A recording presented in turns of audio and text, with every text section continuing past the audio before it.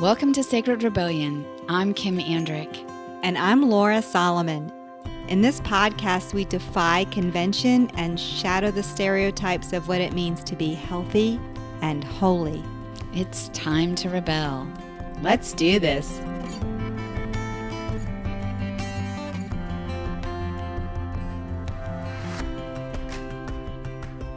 Coming up on this episode, we're back. Whoop, whoop. Just the two of us this time. We got a juicy topic. It's so juicy and it's like a big old, lots of weird word topic. All right. I want to just start by telling a story because this story is why I wanted to talk about this today. So last week, I participated in a volunteer event. So I am working with a local agency that helps women with domestic, or helps people, mostly women, with domestic violence, rape, and also children who've been experienced child abuse. So that all sounds lovely, right? Not lovely, but that I would volunteer for this organization. So I went through their training and I went to the first event. And when I pulled up, I noticed that I started having I could see it was this community center. There were people lined up outside, and I started to feel very anxious, but I wasn't really conscious of what was going on. I was thinking, well, maybe it's a new situation. I'm feeling kind of anxious. So I walk in and they're giving the children popcorn, hot dogs, candy, and an experimental pharmaceutical injection. That's all I'm going to call it. Okay. Mm-hmm. Mm. And now this is in retrospect that I can say in the moment, it was all very fast and I wasn't really aware of what was happening, but I kind of went into a state of shock. And I had so on one hand, I'm thinking, I'm here. I've dedicated my Sunday afternoon to volunteering for this organization and I'm helping people. So that's what I wanted to believe about myself and the situation. Mm-hmm. What I was observing is children being given toxins. What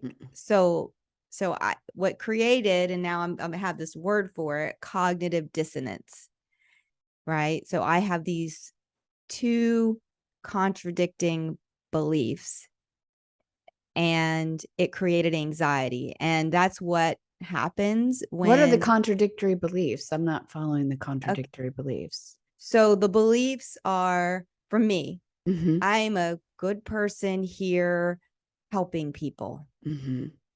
I'm participating in an event that is helping people. Mm-hmm. And then what I've observed is I'm participating in an event that's poisoning kids. Yes. Mm-hmm. Right? Yeah.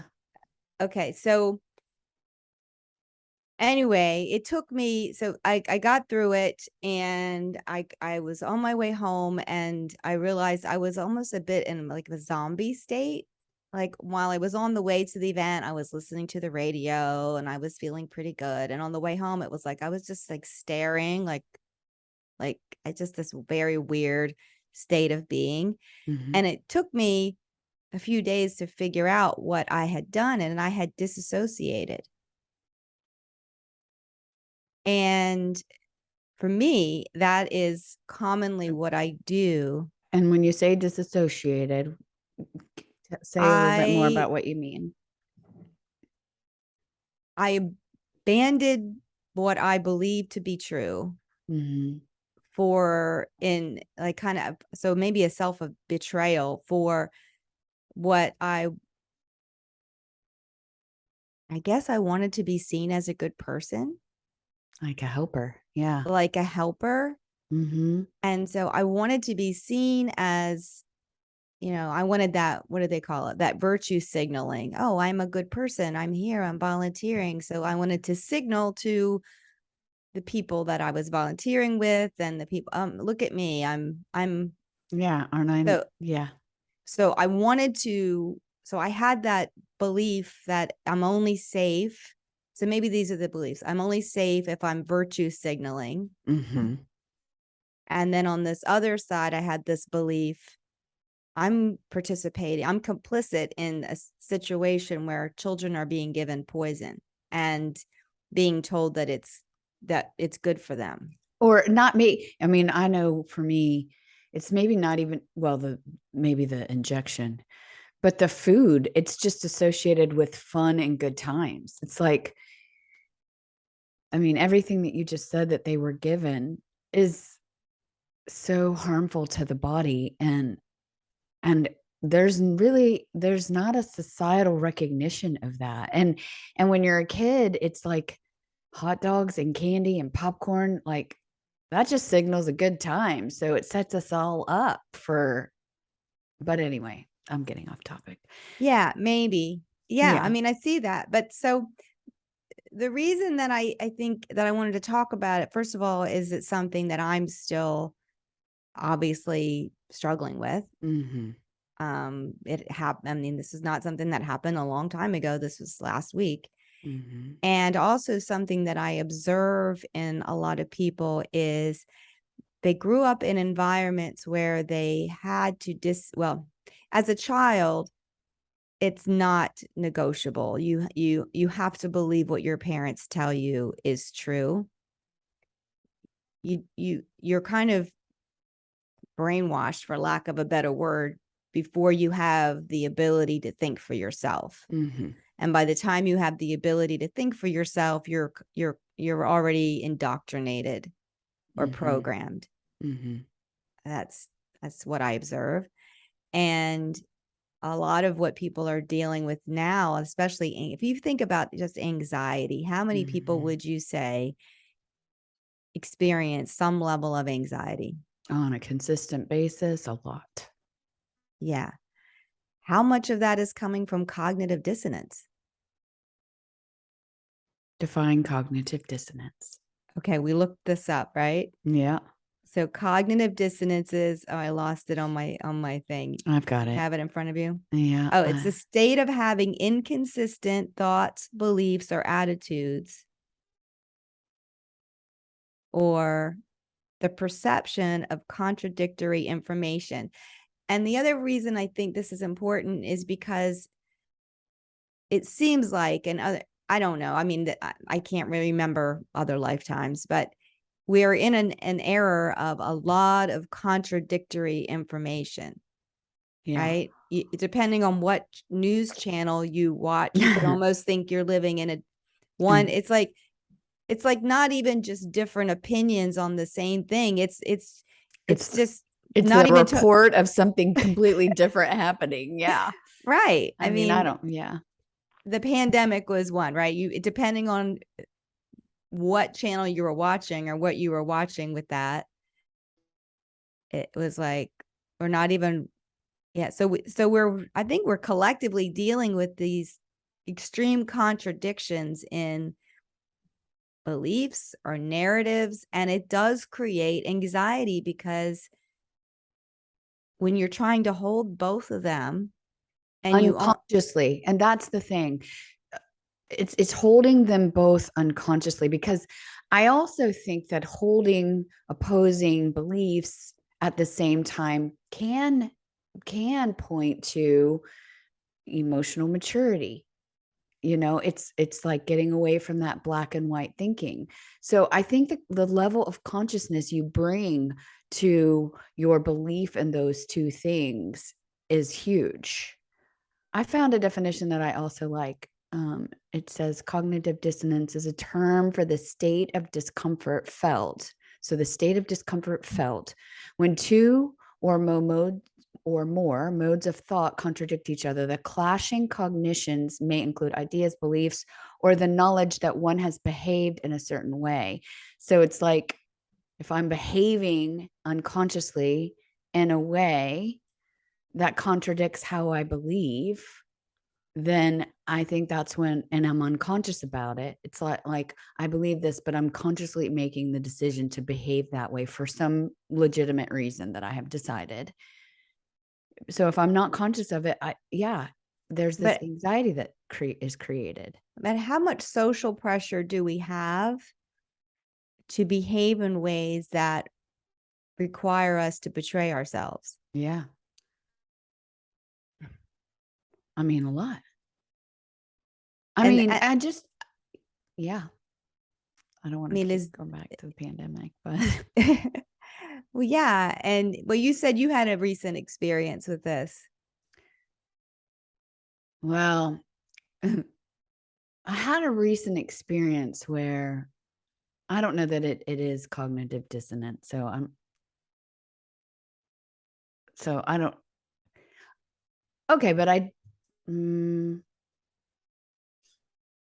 going to need to edit some of this out, this him and hawing.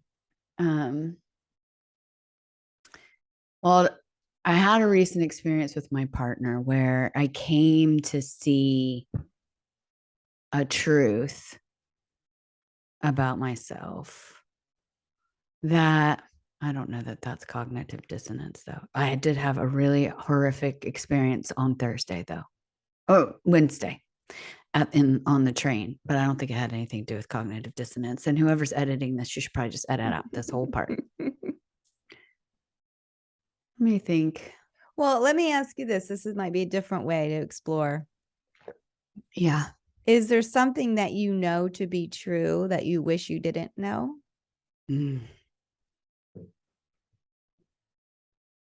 I mean, yeah, there's a lot of things that I know to be true that I wish I didn't know. And it's like, what is the healthy? I feel like I ask this question a lot. Like, what would a healthy person do?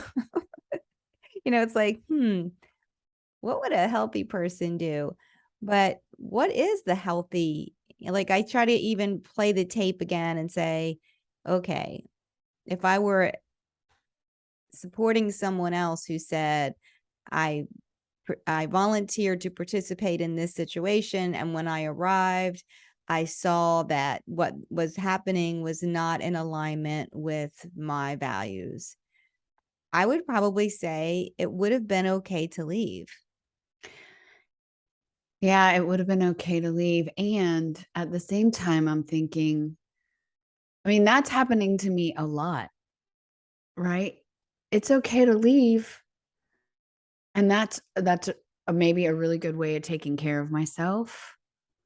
And if I stay and I can be conscious about it and bring loving energy into it, there's a chance that there can be the beginning of a shift. In other words, what if you had stayed and just told whoever was leading the event how you felt? Maybe not even in that moment, but afterwards, go back and say what I know about health and what I know about, the importance of foundational health, especially with people who are dealing with so much psychological stress, is that diet is so important. And how can I help create a program with you that underscores that importance and educates people and starts to create a new relationship for children with food? I mean, yeah, what I observed is the people who lead that organization, because I noticed they're it. unhealthy too. What were they giving the volunteers during the volunteer training? Yeah, Cookies, potato chips and cookies, candy, potato chips, lots of bread. Yeah. Yeah. And it's like, And soda. There's part of me that doesn't want to be that person. Yeah. That I can relate to right there. That like joy kill, buzz kill. Yeah. Oh, what happened to all the candy and the popcorn and the hot dogs? Oh, Lora. Well, and the other Lora thing came in here and said we shouldn't be feeding. I mean, I'd be like, get rid of her. like that was the person I would take my kids' lunch in elementary school, and I would see their classmates eating Lunchables, and I would like have a meltdown. I remember one day I looked at this and I feel bad about it. I looked at this poor little second grader and I looked at the box and I said, you would be better off eating the box this came in than the food that's in it. It's not even food. Just eat the box. And my daughter was like, I'm "Mom." offended, by the way. I sent lunch bowls with my kids all the time. I'm But offended. see, I was that woman. But it's like, okay, I either don't show up, or I show up and I don't say anything, or I show up and I'm that person who points out. It's like the emperor has no clothes, it's like I'm the one that says, I see what's happening here. Let's just go ahead and feed them poison now. And then when someday they end up in prison, they won't notice because they've been eating it since they were in elementary school. They won't be like, no, I'm not eating. I know that I just took a dark turn there, but well, I mean, I because I am reformed because I mean, in my home growing up, I mean, that we did not have a good diet. We did not have a good diet. And I don't think anybody did anything on purpose to hurt anybody, but we did not. And I carried that into my kids' childhood. And like last night, I went to dinner with my family. And yeah, I guess this is cognitive dissonance. I took my family to, a hibachi grill and watched them eat noodles and rice and, grease and I ate it too. It was delicious. But I know now the impact of that. I remember my mom was sick and she wasn't eating well. And she didn't have taste buds. Like her taste buds had started to really revolt. So nothing tasted good. And, and the diagnosis that she was given was really underscored the need for nutrition. And I remember talking to her and saying, well, maybe you could eat like some spinach or, and she was like, ugh, gross. And I go, so you're just not going to buy into that whole food and nutrition is important for health? And she said, no. And I go, so it's just calories? And she goes, yes. See, she had no cognitive dissonance. No. She, you know what I mean? She was fully like aligned with, she didn't have that. Or maybe she was just saying that. I don't know. But yeah, I mean, when somebody is that certain of it, it's like, okay, well then that's the name of that tune. Well, if you look in kind of in the psychology of cognitive dissonance, they say one of the things that helps is having someone to validate what you know to be true. Right? And gaslighting is another term that's used around this, where I have a lot of experience with that. You do? Yeah. With you gaslighting other people or being gaslighted? Being gaslighted, yeah. Yeah. But if you think about it, the only reason we can be gaslighted is because we were already in cognitive dissonance. Right? You hear people saying, oh, I was in a relationship with a narcissist and they did all of these things. And I'm not saying that's not true, but what's also true is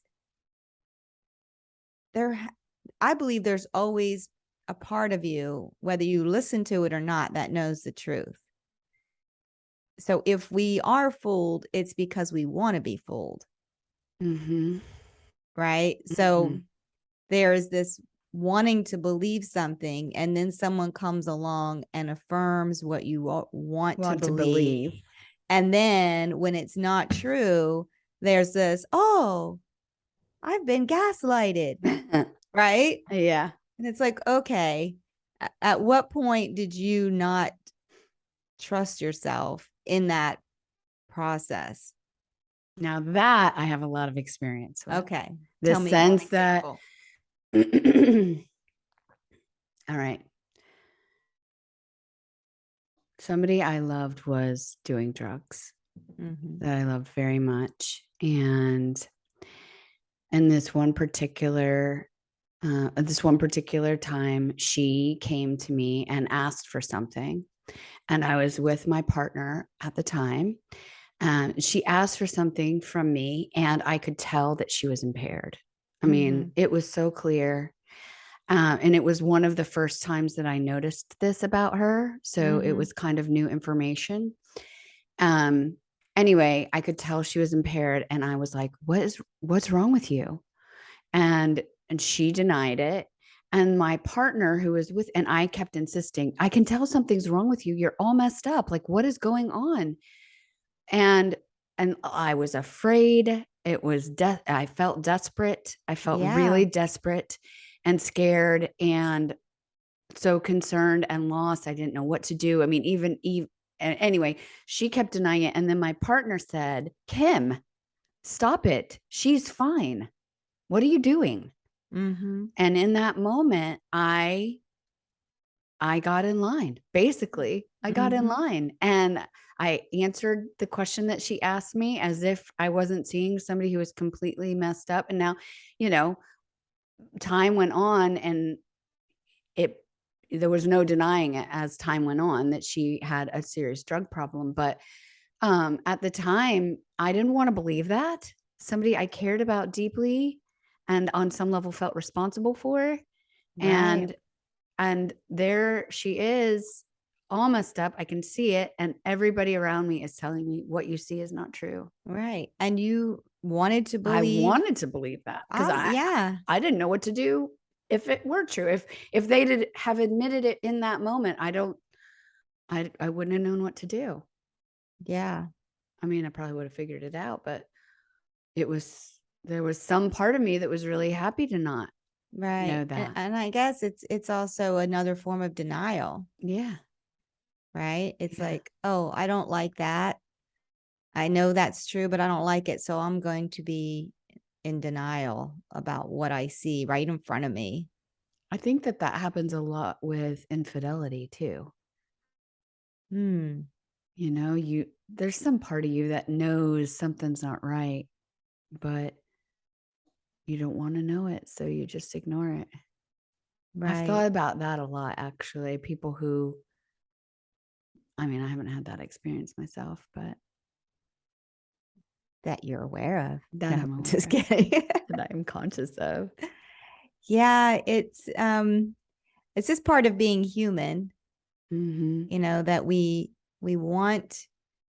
I mean, we want to be part of society, and whether that's just part of a family, right, or a class, or a group. We want to be part of a group, and if the group has collectively decided to believe something, and we show up with a different belief, then we either get pushed out of the group, shunned out of the group, excommunicated, so the group can continue on with whatever they believe. Yep. And even if that belief is destroying them, and even if you love them and you don't want them to be destroyed, it's like, it's no wonder that we do it, right? Well, I mean, I might, at the risk of going off the rails here, I'm also thinking about, I had a conversation with a friend over the weekend about all of the fear messaging that we receive. Because I think when we're afraid, when fear is strong, it's easier to go into that cognitive dissonance. Right.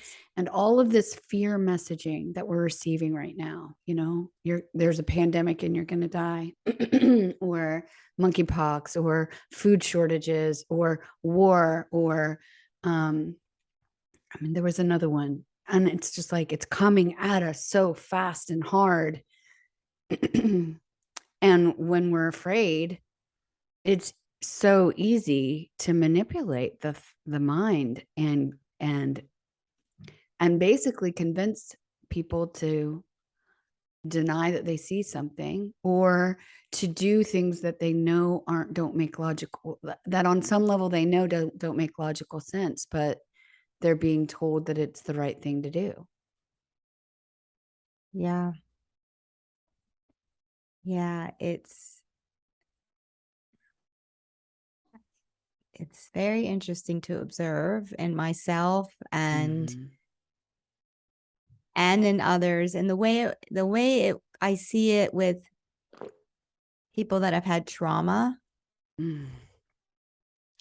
It's like I was working with someone recently, and he's in his 40s. He's been diagnosed as disabled because of his childhood trauma, and he he believes that he isn't safe. It's like he's grown, he's in his 40s, but he believes he isn't safe if his mother is angry at him. And so he like lives in that. And so he's always trying to make her happy. Well, it's going to transfer it on to his wife, but it's like the same dynamic, right? It's that Mhm. it's that belief. So it's almost like that belief gets programmed in,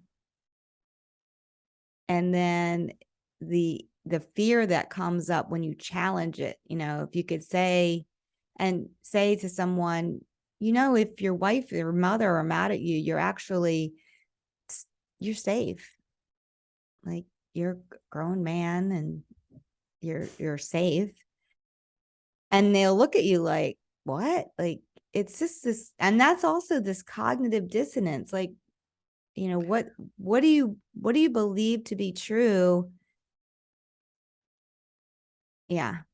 But I Oh, mean, like I said, I can fall into it so easily. Why did I not just get in my car and leave? What my nervous system did as a survival adaptation is it disassociated.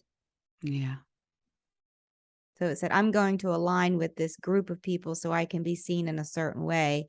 So I don't have to know what I know and take an action where people might disapprove of me. Mhm. Yeah, and it goes back to what you said earlier. It's like the reason we think we're not safe is that we're going to get rejected. We're going to get excommunicated from the group. We'll be shunned.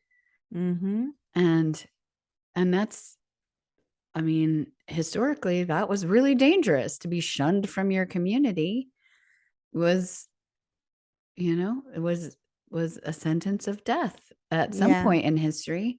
Yeah. I think even on our personal history as children, Yeah. right? We know that if our parents didn't approve of us, like us in some way, think we were cute or something and take care of us, that we wouldn't make it. I mean, children are very helpless. Yeah. And if we don't have the approval of our parents, then we're going to die. Like, so we kind of have this in our evolution from thousands of years, millions of years, and then also our personal, but there's also this almost, I guess I call it growing up. So it's like waking up and then growing up Mhm. and then showing up. Like, those are the three things. Mhm. Like, show up as a grown up. And in your authentic self. Yeah. Yeah. So for me, it's like in that situation, I was really not showing up as a grown up. I was showing up as a child who was afraid Mhm.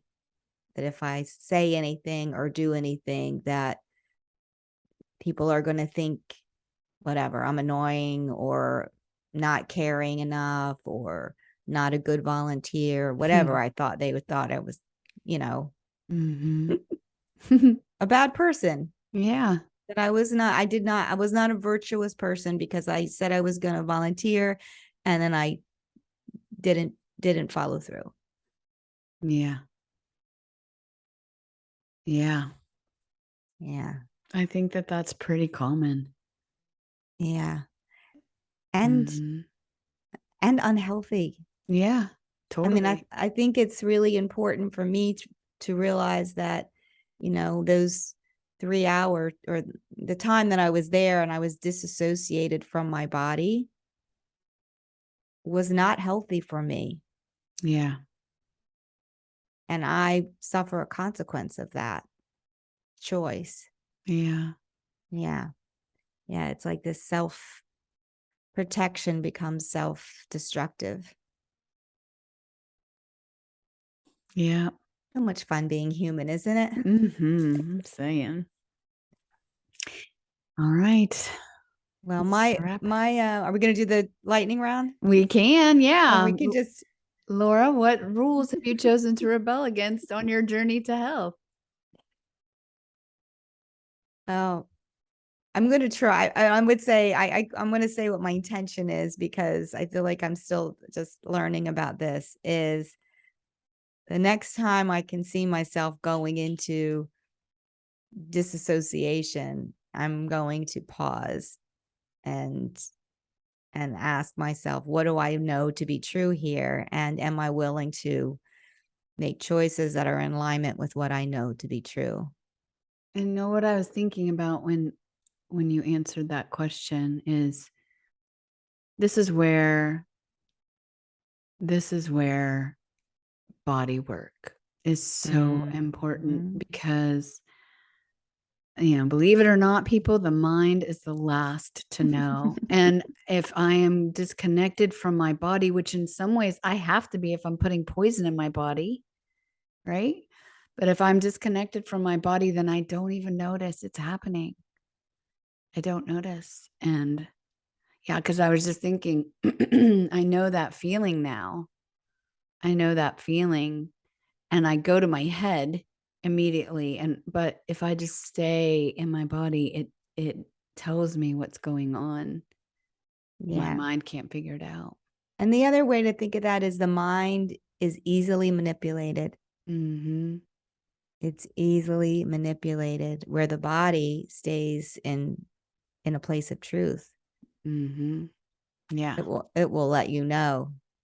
Yes. Yep. All right. What's your definition of holy? Being embodied, being conscious and embodied. And it is something that I have to discipline myself to do every single minute, it feels like, but it's worth it. Yeah. What I would say is it's the unity of all the parts. It's the unity of the mind and the body and the soul. And yeah. And what do you want to say to somebody right now to help them rise up? Pay attention, trust yourself. Even if there's not a single soul to validate what you know to be true, validate it for yourself. And find people to validate it for you, because they're out there. We are out here. Amen. Yeah. And do the scary thing. I mean, when you become clear, getting the clarity is a huge part. And once you become clear, right action is often so scary. Yeah. So scary. I think it was Maya Angelou who said the most important virtue is courage, because without courage, you won't practice any of the other virtues. That's right. Yeah. So have courage. Yeah, have courage. Thanks for listening to Sacred Rebellion. We love connecting with you in this way. If you want to join the rebellion and enjoyed this episode, please subscribe to Sacred Rebellion. Give us a rating and review, and please recommend us to your tribe. Follow us on social media at Sacred Rebellion Podcast on Facebook and Instagram. Until next time, stay curious, Stay courageous, and most of all, stay rebellious.